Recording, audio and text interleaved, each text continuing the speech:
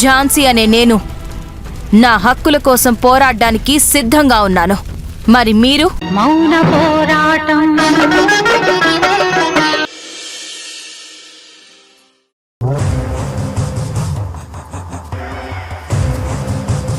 విశాలాక్షి, నీ ఫోన్ ఎక్కడుంది? సువర్ణ గారు ఫోన్ చేస్తుంటే ఆన్సర్ చేయట్లేదంట. పైన రూమ్ లో మర్చిపోయాను. ఓకే, ఇదిగో లైన్లో ఉన్నారు, మాట్లాడు.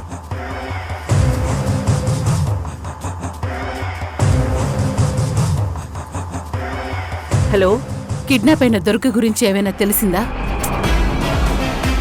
మనకది దుర్గే అని ప్రూవ్ అయింది. కానీ రుద్ర మాత్రం మా ఇంట్లో ఉందే దుర్గా అని ప్రూవ్ చేస్తానంటుంది. నాకెందుకో రుద్ర చెప్పిందే రైట్ అనిపిస్తోంది. కానీ అది ప్రూవ్ చేయడం ఎలా? నేనందుకే ఫోన్ చేశాను. ఇందాకే నాకు ఒక ఆలోచన వచ్చింది. ఏంటది? రేపు సుమంగళి వ్రతం. అయితే ముత్తైదువులందరూ ఈ వ్రతం చేస్తారు. చేస్తే? నేను చెప్పేది నీకు అర్థమైనట్టు లేదు. భర్త నిండు నూరేళ్లు ఆరోగ్యంతో ఉండాలని కోరుకుంటూ ముత్తైదువులంతా ఈ వ్రతం చేస్తారు. ఓ, జైల్లో ఉన్న నీ భర్త క్షేమం కోరి నువ్వు చేస్తున్నావా ఆ వ్రతం? తాంబూలానికి నన్ను రమ్మంటున్నావా? ఆ రా, తాంబూలానికొచ్చి కడుపు నిండా భోజనం మింగి వెళ్ళు. సువర్ణ, లేకపోతే నేను చెప్పిన దాంట్లో పాయింట్ పట్టుకోకుండా ఏదేదో మాట్లాడుతున్నావేంటి?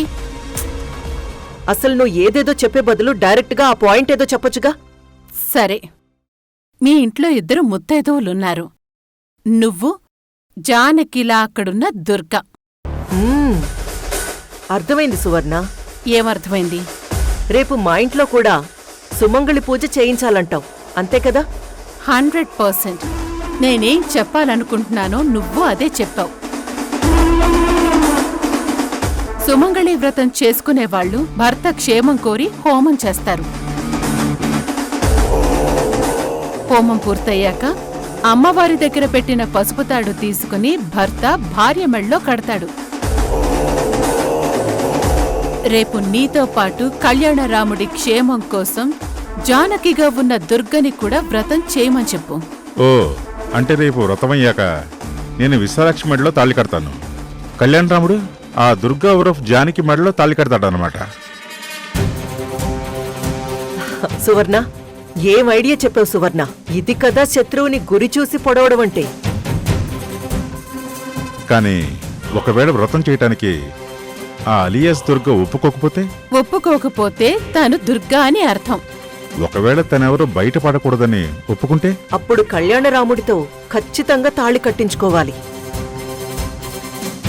ఒకవేళ తను నిజంగానే జానకి అయితే ఆనందంగా తాళి కట్టించుకుంటుంది. లేదు తను దుర్గే అయితే ఆ తాళి కట్టించుకోకుండా తప్పించుకోవాలని చూస్తుంది. అలా తప్పించుకోవాలంటే మనమెలా వదిలేస్తాం? తను కన్ఫర్మ్ గా దుర్గే అని అరెస్ట్ చేయిస్తాం. సో రేపు కన్ఫర్మ్ గా అక్కడున్నది దుర్గో జానకో తెలిసిపోతుంది. కాబట్టి రేపు వ్రతానికి నేను కూడా వస్తాను. దుర్గా అని తెలిసిందో వెంటనే పోలీసుల్ని పిలిచి దాన్ని పట్టించేద్దాం.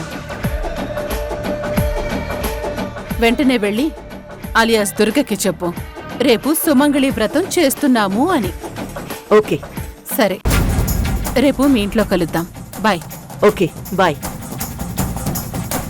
మహేంద్ర, పద.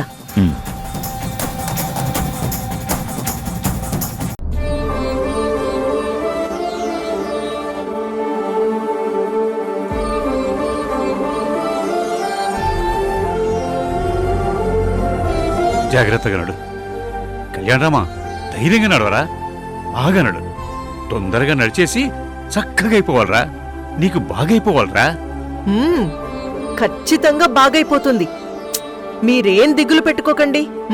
చక్కగా నడిచేస్తాడు, తిరిగేస్తాడు.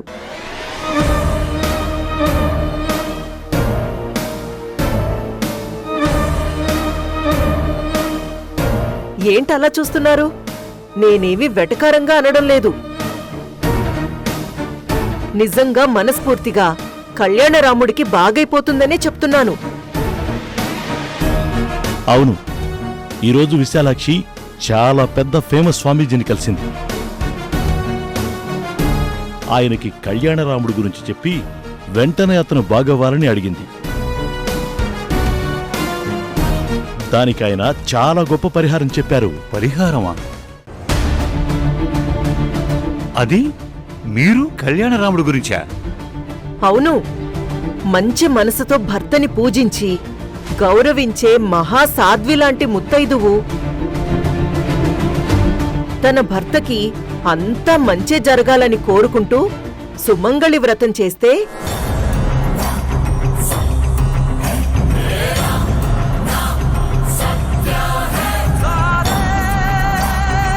సుమంగళి వ్రతమా?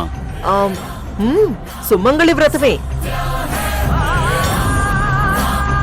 సుమంగళి వ్రతం చేస్తే భర్తకున్న అన్ని అరిష్టాలు పోయి చాలా మంచి జరుగుతుందంట.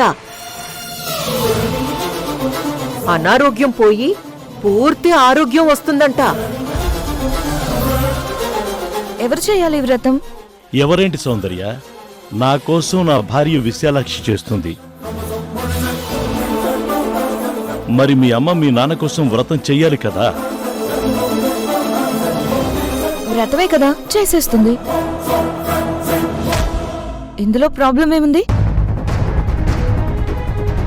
సౌందర్య, నువ్వు ఊరుకో, నీకేం తెలియదు.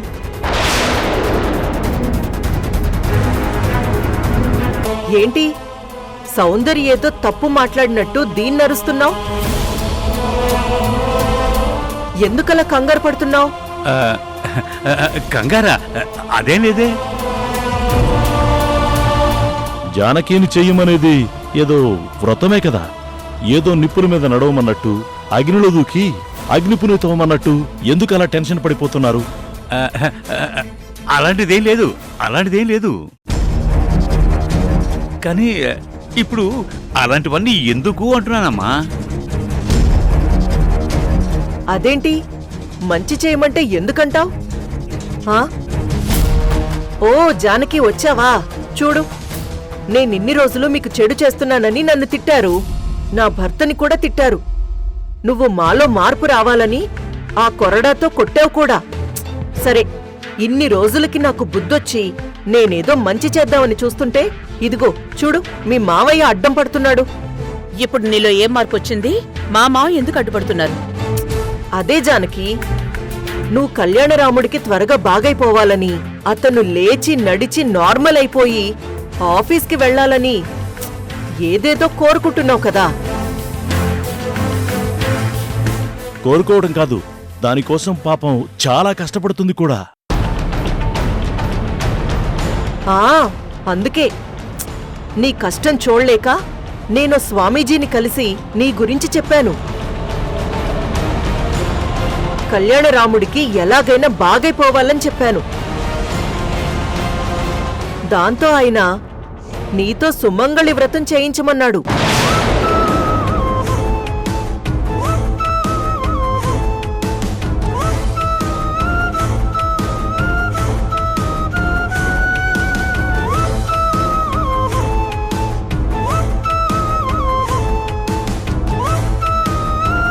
రేపే సుమంగళి వ్రతం.